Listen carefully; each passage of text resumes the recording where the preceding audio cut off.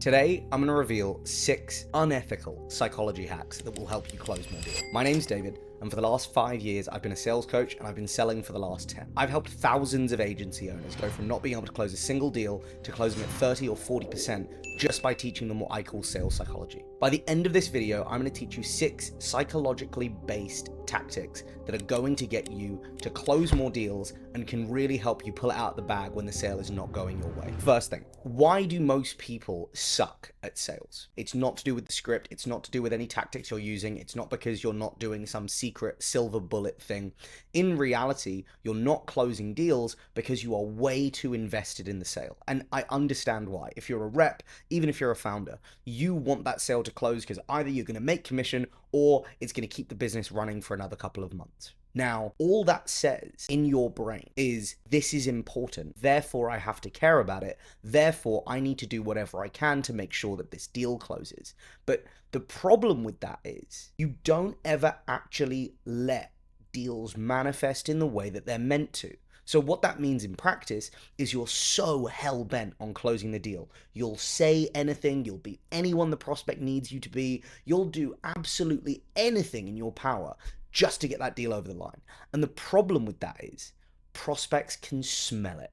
Anyone who gets on the phone with you or gets on a Zoom call with you, or even that you meet in person, who sees that you're a little bit too keen, you will do anything, say anything to get that deal over the line, there's immediately going to be a lack of trust between you. And the biggest problem I see, especially in more junior reps, is they're so determined to get the person on the other end to say yes, that it breeds what I call sales resistance. What that means is that they know that they're being sold to, and no one likes to be sold to, right? I mean, this isn't, the Wolf of Wall Street where it was a fun idea and, oh wow, you're selling the dream. People are way too savvy now, and as a result, as soon as they feel that semblance of being sold to, they clam up. And if you've been in sales for any period of time, you know that if prospect clams up, the likelihood of you getting the information that you need that is going to help you develop pain is going to go down to 0. That is going to be the most difficult sale of your life now. So how do you actually get around that? Well, the tactic, right, is to use mirrors and labels. And if any of you have read Chris Voss's Never Split the Difference, great book from a tactic standpoint, not a philosophy standpoint, whole separate video on that, why you shouldn't read sales books, up in the top right corner.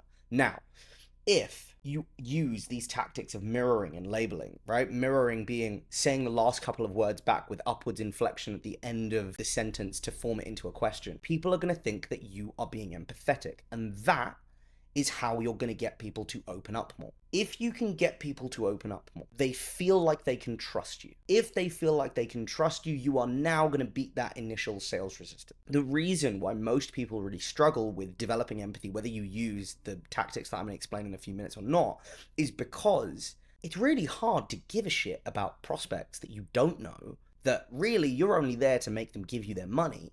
And you probably speak to hundreds of prospects a week, month, year, it doesn't really matter, right?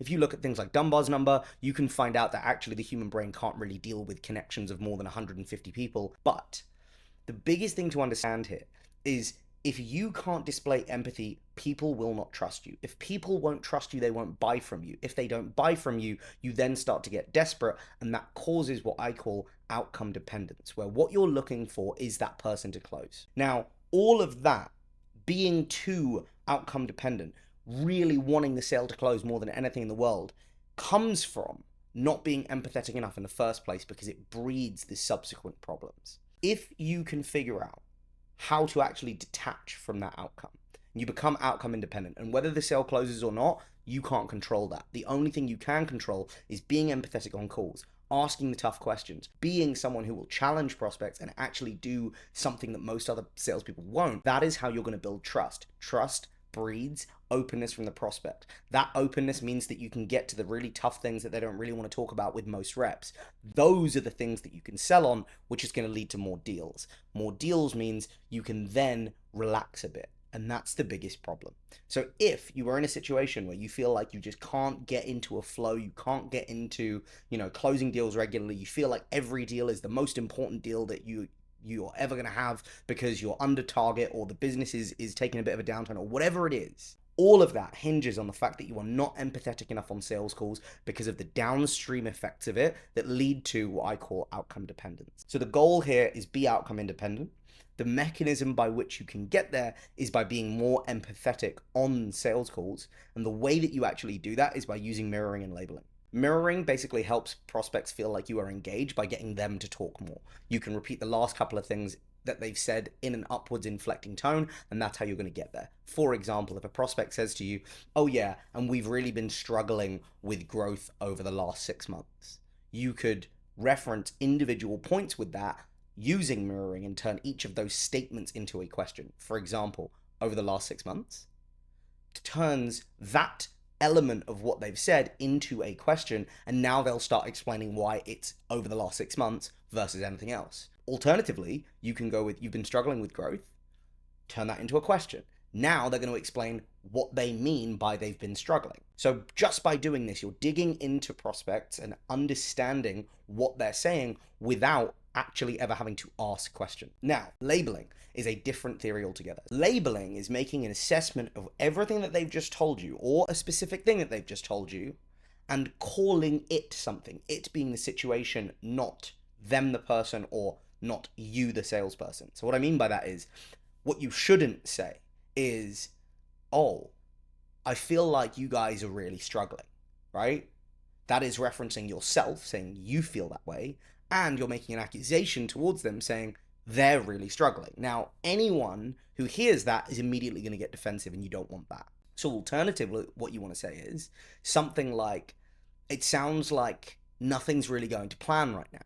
And what they will do is they will then go even further and dig deeper into everything they've just said. They'll be like, yeah, you know, we had all these growth ambitions, but really nothing's working cohesively. Nothing that we wanted to happen has happened over the last 3 or 4 months. And it's meant that, you know, we're now looking for new ways of solving that problem. Now, you got there without actually having to ask any questions. You made a statement. But the more important thing is they feel like you understand where they're at. That breeds connection between you and the prospect. It makes them feel understood, and you got more information, so everybody wins. All of that to say, empathy is the key to you becoming outcome independent, because empathy will lead to better sales outcomes, because prospects will be more open with you. If they're more open with you, you can then add more value to the call by asking tougher questions, because you have better information. With tougher questions comes better sales outcomes, because you will actively be able to solve problems and divine the issues that are going on within the organization far faster and with less friction, meaning that you will end up closing more deals. Okay, number 2. The effort justification bias. So this is a psychological principle that I've applied to sales. Before I explain what the effort justification bias is, I want to explain the context in which you should be using it. So what you need to do is you need to use it when you have really tough prospects who aren't giving you a lot.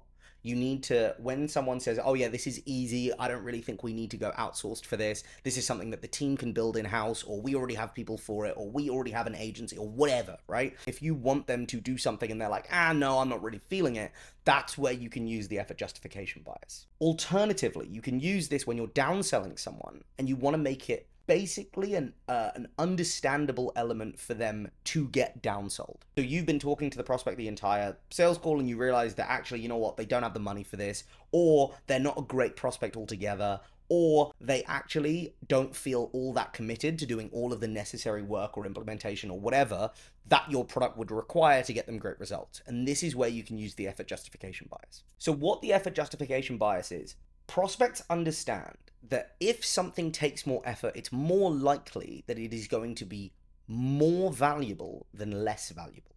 Now, the reason that that is true is because the human brain assesses difficulty and value as linearly associated. So what I mean by that is, if something is low effort, it's probably low value. If something is high effort, it's probably high value, right?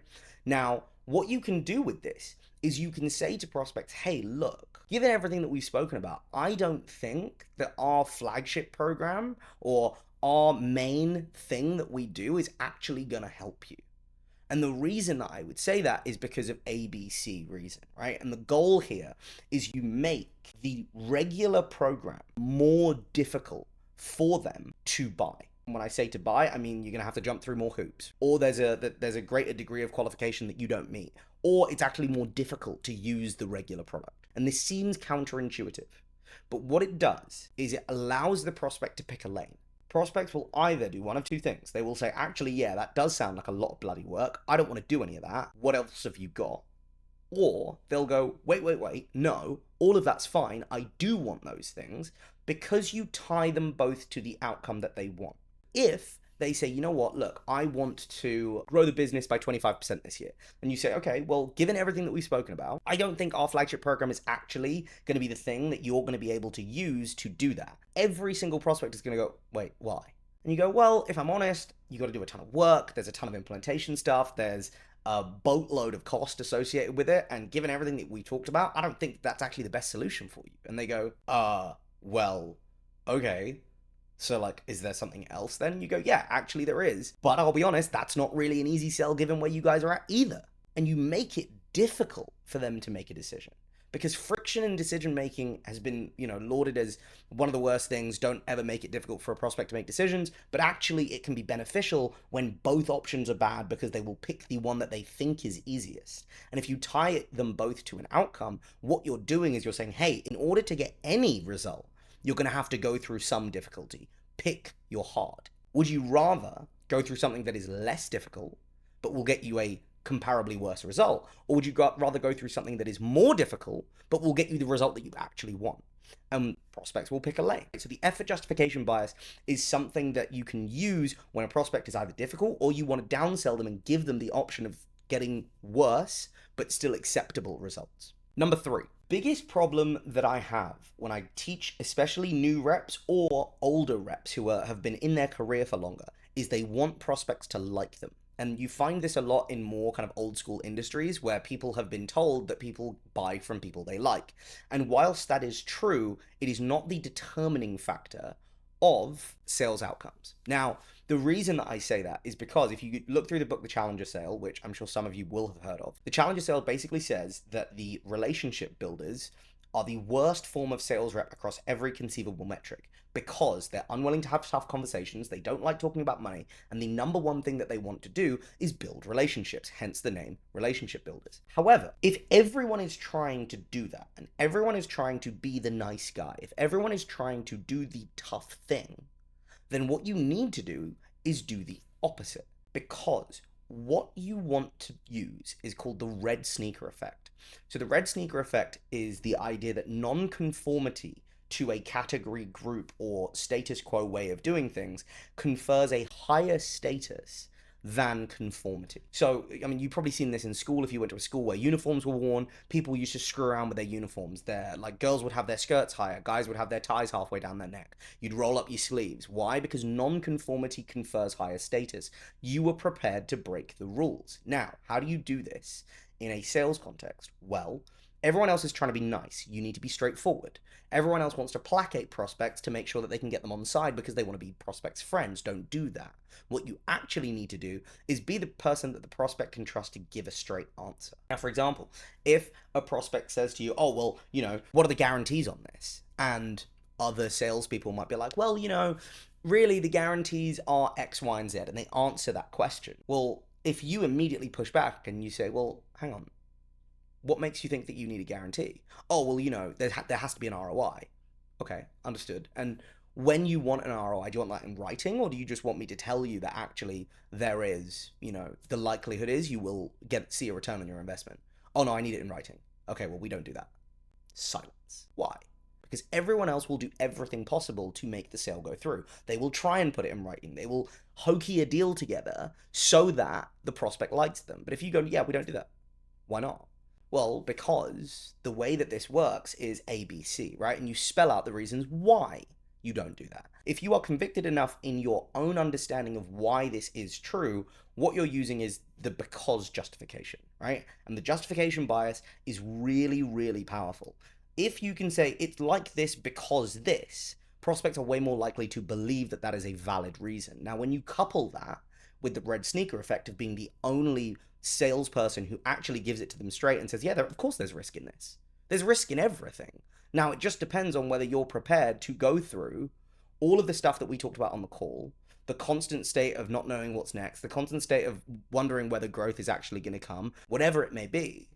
If you can give them that and say, hey, look, I'd rather be straight up and tell you, yeah, of course there's risk and there's no guarantee, but so long as you actually implement the things that we're telling you to, or so long as you actually use the product as it's intended to be used, yeah, we know that there is an ROI on this because we have all of these case studies and all of these testimonials and all of these results from other people who have taken that risk and have gone on to do great things using the product, service, whatever it is. You're now providing the only person who says, one, there is risk, two, you kind of have to make a decision on whether you actually want to stay in the same position or change, and then three, the only person that had the balls to say it, which is the important part. By not conforming to the same way everyone else does things, you will get outsized returns. The second part of this is you need to make them feel like you are equally invested in their goals, because the worst thing you can do as a salesperson is say, oh yeah, it doesn't really matter to me what you want from this. All I know is what the product does, and I'm just going to tell you what that does. And if that helps you, great. If it doesn't, make a decision on whether you want it or not. Now, I don't think anyone is actually going to say that, but that is the way that a lot of sales reps think. Now, what you have to do on a sales call is align your incentives with theirs for that to be true. By doing this, you are going to get to that goal. This outcome that you want is going to be achieved. Let me help you get there because you are standing in your own way right now. And that means, yeah, you probably do need to do some extra work on the back end to make sure that they realize that their goals and your goals are the same. So the final one is you can't tell people what to think. You can't tell them that your product is going to solve their problems because nobody's going to believe you. You're the salesperson. Of course you're going to say that. There is an inherent level of distrust between a prospect and a seller because the assumption is that you're trying to con them. How do you get around that? Well, what you need to do is say, okay, cool. Think about the film Inception. If you can remember that film, if you haven't watched it, watch it.